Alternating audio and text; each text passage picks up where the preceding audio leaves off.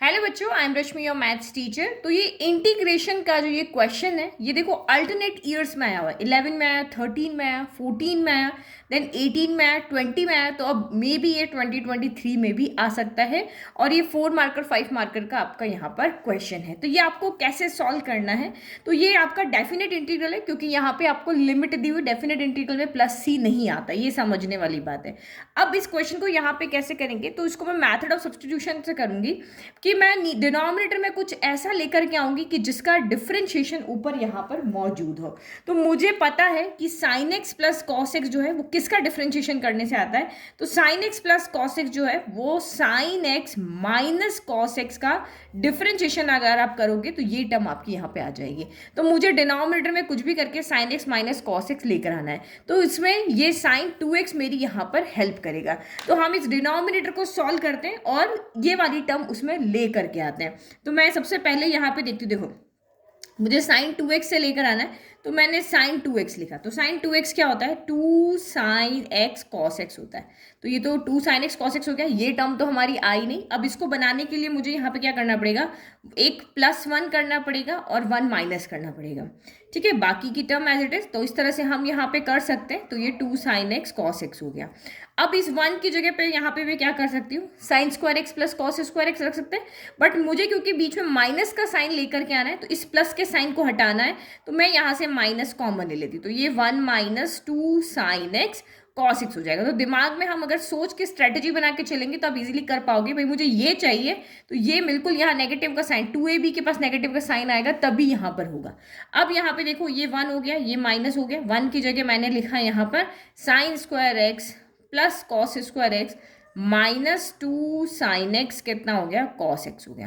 तो ये A square plus B square minus 2ab, यानी कि ये आपका यहाँ पर कितना हो गया, ए माइनस बी का होल स्क्वायर, यानी sign x minus cos x का होल स्क्वायर।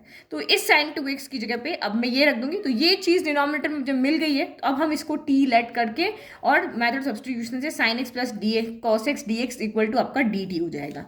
ठीक है, तो अब फिर से हम हमारे क्वेश्चन के पास चलते हैं। तो क्वेश्चन के पास जाओगे तो ये 0 to π/4 हो गया। ये आपका sign x plus cos X हो गया। डिनोमिनेटर में 9 एज इट इज है। और ये साइन 2x की जगह पे आप ये पूरा रख रहे हो, ये पूरा। तो ये 16 बाहर है, तो 16 यहाँ पे बाहर है, तो 16 अंदर मल्टीप्लाई होगा। तो 16 × 1 कितना हो गया, 16 हो गया। और 16 यहाँ पे भी आ जाएगा, तो माइनस का 16 हो गया।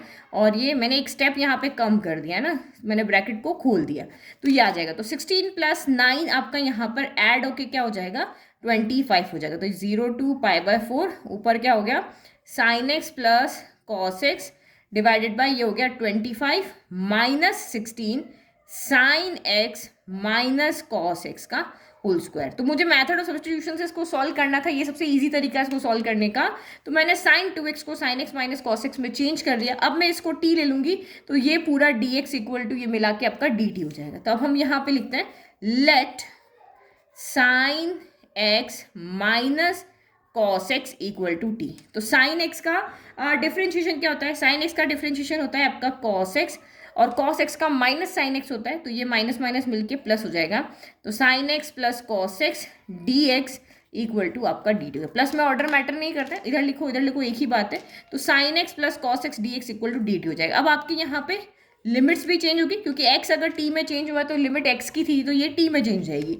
तो जब आपका x इक्वल टू π/4 है, तो यहाँ रखो π/4 तो साइन π/4 भी 1/√2 होता है, कॉस π/4 भी 1/√2 होता है। तो 1/√2 माइनस 1/√2 t इक्वल टू 0 हो गया। जब आप x इक्वल टू 0 रखोगे तो साइन 0 हो गया, कॉस 0 हो गया।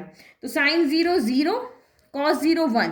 तो ये आपका यानी 0 - 1, यानी कि this implies t equal to कितना हो गया, -1 हो गया। तो हमारा क्वेश्चन अब पूरा चेंज हो चुका है। तो आप i इक्वल टू आप क्या लिखोगे, π/4 की जगह पे 0 हो गया है और 0 की जगह पे -1 हो गया।